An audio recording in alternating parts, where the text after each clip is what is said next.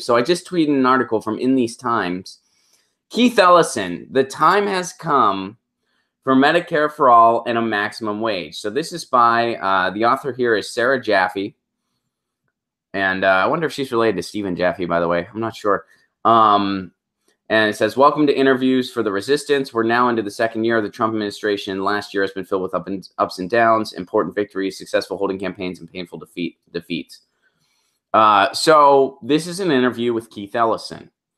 So here's Sarah's first question. I just want to start with Medicare for all. What's going on in the House? Keith Ellison says, I just switched in for John Connors. What we're going to do, we're starting a Medicare for all task force, a single payer task force, and Primera Japel and I are going to help lead that effort.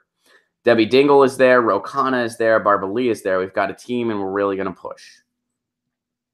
We've got a plan to move out on all fronts and have our members do a tour, have meetings in their district on single payer. We're working with Bernie. But we believe that this is the issue and that the time for this issue has come.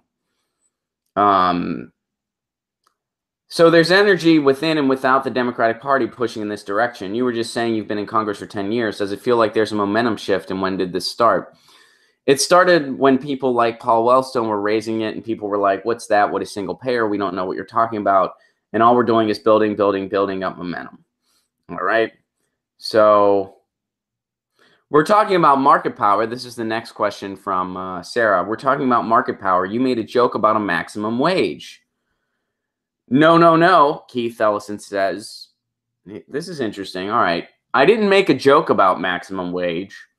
I made a statement about maximum wage. What I'm saying is, if you were to say, look, if you make more than 20 times more than the people who actually make the products and do the service of your company, then we're going to tax you. Then we're going to tax you more. We're going to tax you at all. We're going to tax you at all. All right, that sentence doesn't make any sense, but that is the sentence. We're going to tax you at all. Okay.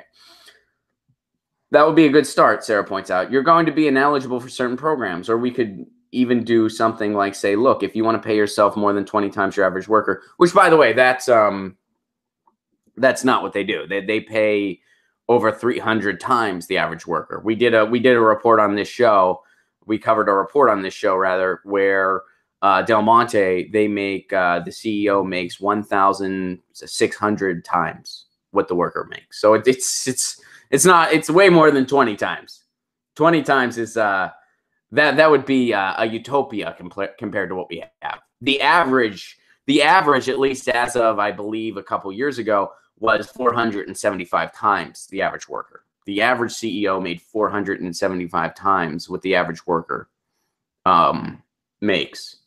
So 20 times is, I mean, that's a joke. That's like, look, if you want to pay yourself 20 times, I mean, I doubt you would find any CEO in the United States that isn't way more than that. So nice sentiment, but, let's be real. Look, if you pay yourself more than 20 times the average worker, that's fine. No, it's not fine. I'll make a differentiation there, Keith. It's not fine. But, okay, we'll let that slide. But if you give the workers an increase as you get them, then maybe we'll think about that in terms of some sort of policy benefit. But this idea that you can leave people in poverty as you are stacking up dead presidents like nobody's business has got to come to an end. I mean, the CEO of McDonald's makes almost $4,000 an hour, and they're fighting people getting $15 an hour. But they turn their label, Sarah points out, but they turn their logo to a upside down to be a W. So my point is that these people are screwing over workers. They're screwing over the environment. They're clear-cutting forests so they can graze over more cattle. And we all know that beef production is extremely abusive on the environment. They're bad actors, I wasn't joking about having a maximum wage. Why shouldn't there be a maximum wage? I remember when Ford, GM, and Chrysler came for $80 billion to rescue the American auto industry. Okay, well, how much does the guy who runs Toyota make? Oh, he makes a few million a year. How much do you make? $28 million a year. Okay, stop right there. I'm going to tell you what the problem is right there. Your interests and the interests of your company are not aligned. All right, so Keith Ellison is, giving a little bit of roundabout lip service to the idea of a maximum wage. He's calling for closing the gap between the CEOs of the workers. He's giving, he's saying that there's a task force for single payer going on. This is an interesting interview, and Keith Ellison is somebody that has said some stuff that I really liked, and then done some stuff that I really didn't like. As far as the way he handled the whole DNC thing, and when people wanted him to be the chair because they actually wanted somebody that represented the interests of the constituents, he told those people to buck up.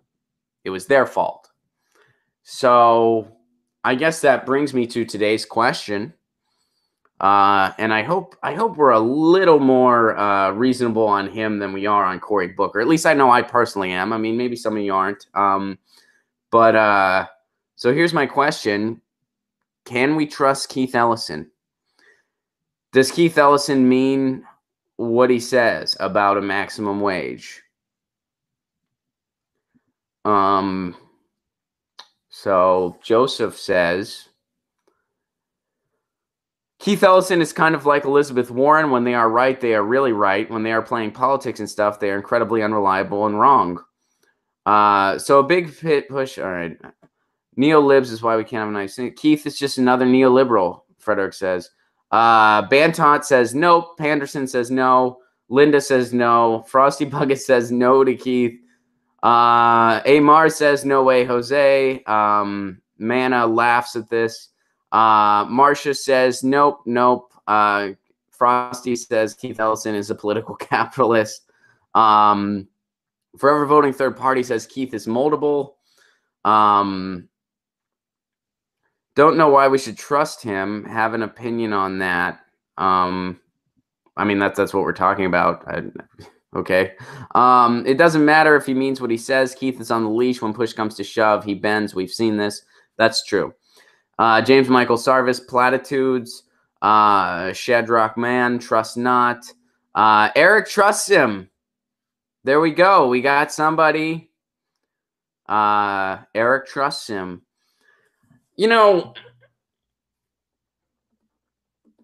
CG points out that Keith took $173,000 from the health industry last election. Now that is something. Absolutely. If the Dems were all progressives, Keith would be a progressive. I think you can say that about anyone, though. Keith Ellison is still one of the better ones in Congress, unfortunately, but far from ideal and not nearly as strong as we would like him to be. I think that's a pretty fair assessment. So Eric, why do you trust him? We got one person that thinks Keith Ellison is going to do the right thing, and Forever Voting Third Party wants to know why you think Keith Ellison, that there's some meat, if you will, to what Keith Ellison says. Eric says he does have a history of progressivism. Jilly points out Keith enables Perez. Now, I'm not necessarily trying to say we definitely should trust Keith Ellison, but I don't think it's fair to put all that on Keith Ellison. You know what I mean? I mean, the whole DNC thing, you can't just put that on Keith Ellison. Not that I was disappointed, but you can't just throw all that on him. He backed Bernie, Eric points out. He did back Bernie, then he caved. DC just points out if they take corporate money, you can't trust them. That's where I'm at too. Didn't Keith vote bad on something important? I'm willing to let him earn my trust, but he doesn't get it automatically. Show me. That's kind of where I'm at too. Because my thing with them is, all right, well, let's see what this task force is all about. You say you have a single payer task force. Let's see what what it does. Go for him if you want, Ron. That's your choice. I'm not going for or not going for anybody. I mean, he's not going to come up for me to vote for anytime soon in a certain capacity, presumably. So there's nothing about me to go for or not go for. Sure we can. He's already proved quite... All right. He has earned my distrust. Buck up. Someone brings up the buck up thing. Yeah, and that was annoying. If Nancy Pelosi is on the task force, Keith Ellison has lost me forever. Yeah, well, she's vocally against single payer. At least I'll give him this. Keith has shown us, he has clearly demonstrated he is on the leash. There's really no more to discuss, in my opinion. It disqualifies him. Emma Vigeland stated that her litmus for all future candidates is to get money out of politics and overturn Citizens United. I'm totally with that. Just overturning Citizens United doesn't get money out of politics. So that and's important there. It should be overturn Citizens United and get money out of politics. It would kind of happen that way. Because Citizens United would at least take us back to where we were in the early aughts. And then hopefully we could go further from there. But probably a wet blanket, but you can't say for certain. And apparently Keith's for a no-fly zone somewhere. Where is he in Citizens United? Kate asks. I'm not sure. I'm not sure. Keith has gone out of his way to prove to the donors that he's got what it takes to shut down progressives when the stakes are high. I guess we'll see. I mean, he did this interview with In These Times, and this is a labor-oriented outlet. So yeah, I mean, I think he knew who he was doing the interview with, and he very much catered it to them accordingly. Is it cool that he mentioned a maximum wage? Absolutely. But, I mean, that's something you would want to say to an outlet like that. Would he say that on MSNBC? Would he say that on CNN? Would he say that on the campaign trail? Would he actually enact a bill for that? So I guess in closing,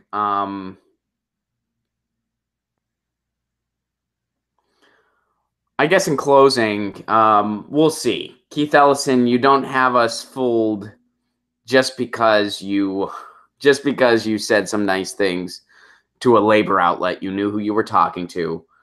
But I'm willing to see what this single payer task force does, if anything. I'm willing to keep an eye on it. And we'll see. But as far as has Keith Ellison totally won me over? No, because like you guys pointed out, actions speak louder than words. So we'll see. Hey guys, thanks for watching. That was a clip from Get Your News On with Ron, the world's first viewer-curated streaming news show. What does that mean? That means I log on to a stream and people tweet me articles over on Twitter at Ron Placone, or they use our Reddit subsection, which is just Get Your News On with Ron over on Reddit. And that's how we build the show. I'm seeing all these articles for the first time. We are literally getting our news on together. Follow me on Twitter at Ron Placone so you can participate. And this show streams live every Tuesday through Friday at 10 a.m. Pacific Standard Time. So please do tune in. If you want to support this show, you can do so over on patreon.com/Ron Placone, where for as low as $1 a month, you get access to exclusive podcasts every week, exclusive videos, free tickets to shows when I'm performing in your town, and more for as low as $1 a month. Please do consider it. Thank you so much for your support. This has been Get Your News On with Ron.